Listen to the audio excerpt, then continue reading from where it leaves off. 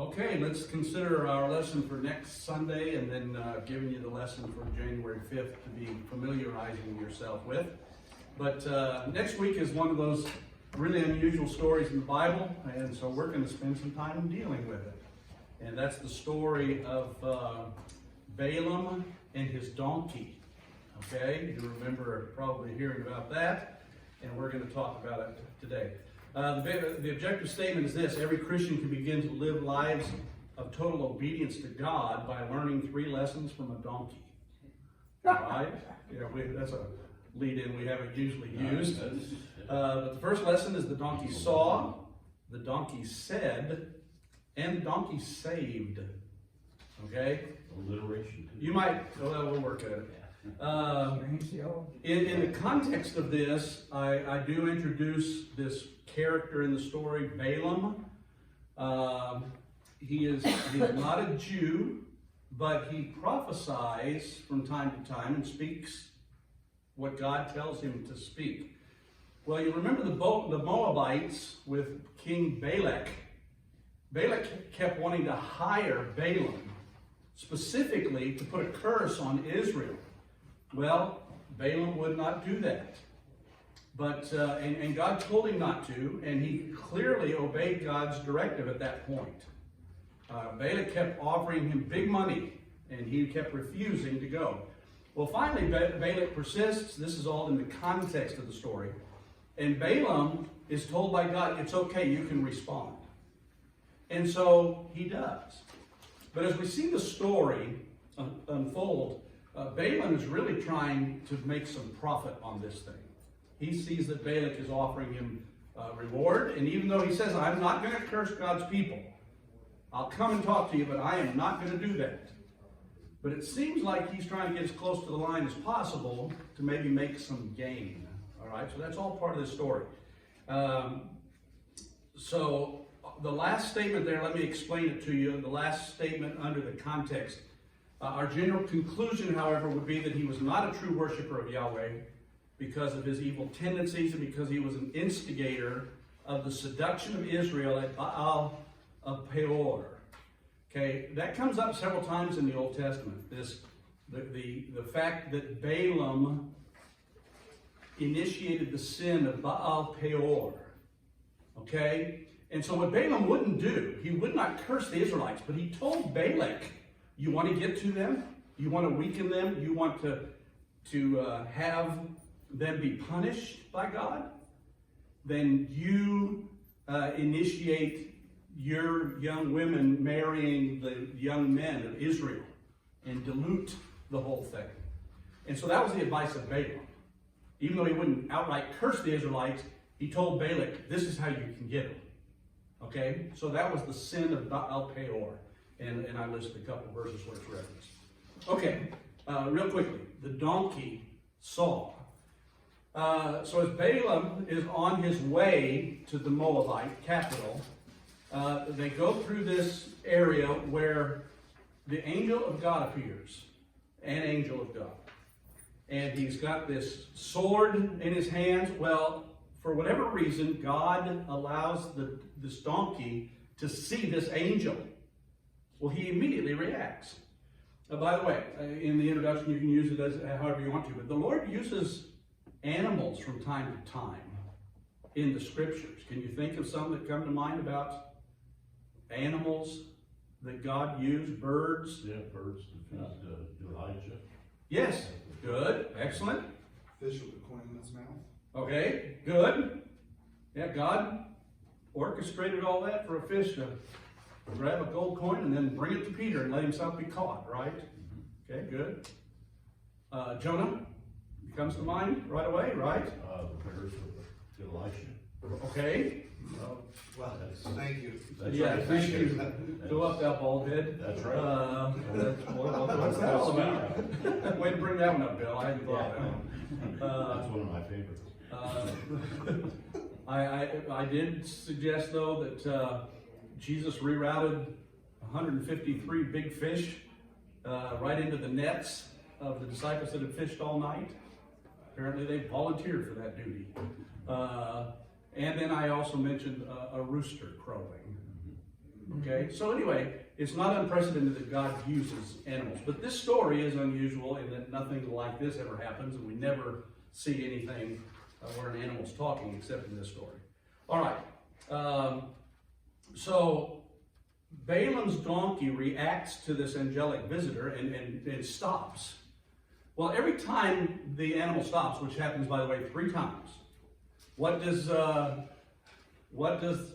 Balaam do each time? Says thank you for stopping. Yeah. Gets off and grabs a 2x4 and bolts the donkey. Oh no, that's another joke. That's overstated. Yeah, that's one. That's one.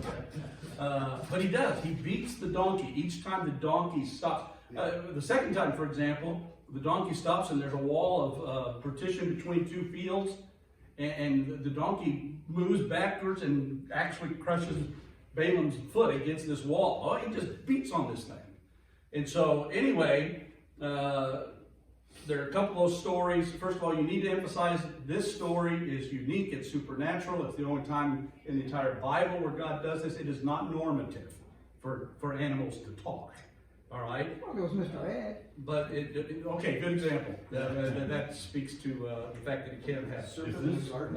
If this were today, There you go. if this were today, the Society for the Prevention of Cruelty to Animals would Hey. be all over this.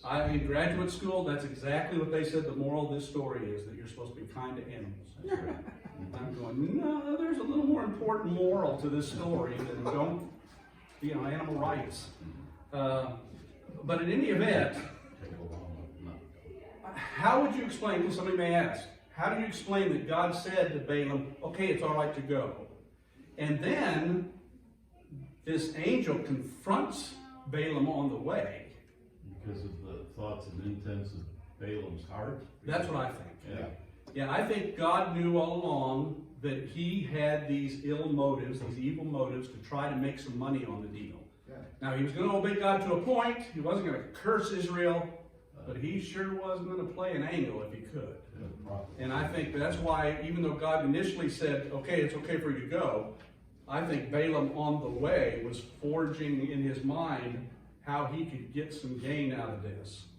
And so God confronts him, and as the story unfolds, the angel was clearly planning to kill Balaam, or at least scare him to death.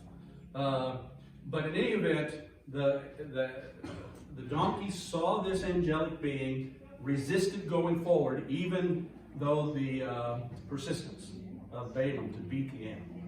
All right, so the second point is the donkey talks. The donkey said, and it starts in verse 28, and the Lord opened the mouth of the ass, and she spoke, asking what she had done to deserve such severe beatings. Now, what would your reaction be if all of a sudden your donkey started talking? Oh my. Get an agent. Yeah. Exactly. I can be on the late night show. He was looking to Hey. make money, so. Really? Hey, Mr. Ed's going to make money one day. I'm going to make money with this one. The truth of the matter is, though, there's no reaction on the part of Balaam to this seemingly amazing thing. But it speaks to the fact that Balaam, he shows his character in all of this. He's an angry, mean, greedy person. And that's why his reaction is to beat the animal. Well, the animal says, listen, I've never done anything worthy of a beating, have I? No. Even Balaam agrees to that. He said, then how come now all of a sudden you think what I'm doing is worthy of such a reaction? And so really it's an argument between the donkey and Balaam loses the argument. Have you ever lost a debate to a donkey? Okay, maybe that's a whole other question for another time. But this is the way I wanted to summarize this. You'll remember God can use anything to speak. You'll remember when Jesus came in the triumphal entry. By the way, he was riding a donkey. who submitted to him, another animal that God used. But you'll remember that he was rebuked by the religious people for allowing these people to have a parade and to extol him as the Messiah. And Jesus' response was, hey, if these people don't do it, the rocks will cry out. You know, the praise and honor of God in this thing. So that just speaks to the fact that God can use anything to give him glory. And in this case, he decided to use Balaam's donkey. Okay, the third point. You suppose this donkey was of the lineage, or Jesus' donkey was of the lineage of this one? Yeah, why don't you develop that and we'll research it. yeah, let me know if you find out a clear understanding of the genealogies of the donkeys. But ultimately, the donkey saved Balaam's life. Because it was at that point, after the donkey dialogued with Balaam, that the angel, the eyes of Balaam are opened by the Lord. He sees the angel and realizes what a terrible thing he had done in beating this animal. In fact, he responded in such a way that he bowed his head and fell flat on his face. And interesting, the angel echoed the same things that the donkey did. So how come you were beating the animal? What's the animal ever done to you? In fact, the angel says, he saved your life. If it hadn't been for his reaction and he'd have kept coming, I was prepared to destroy you. And so in that circumstance, Balaam realized that he had been spared. And it was because the donkey had intervened, basically. All right, in other words, the Lord went ahead and allowed him to go and fulfill this mission to go to Balak. And I, again, took the time to summarize that even though he refused to curse Israel, because in those days, again, a spoken word was powerful. And they viewed that these prophets could speak curses upon the enemy. And it was kind of this holy war kind of concept. And Balak just wanted to get an upper hand in the inevitable conflict with Israel. And ultimately, we're going to see God completely deliver them from the hands of the Moabites and the Edomites and the Ammonites. Remember, they're going to kill Sihon and Og on their way to the conquest. That was part of what Rahab said when they crossed over the dried up Jordan into the area of Jericho. Remember, Rahab had said, we've been scared to death of you. Ever since we heard what your God did at the Red Sea, and also what you did to Sihon and Og, right? So God ultimately is going to destroy those wicked nations for trying to intervene. But Balaam is going to say, I can't curse Israel, but I'll tell you how you can do that. And that was this sin of Baal Peor. Okay? So you'll have a interesting time with this lesson, I think, and you can realize the fact that no one is indispensable, and God can use anybody, even a donkey, to communicate truths.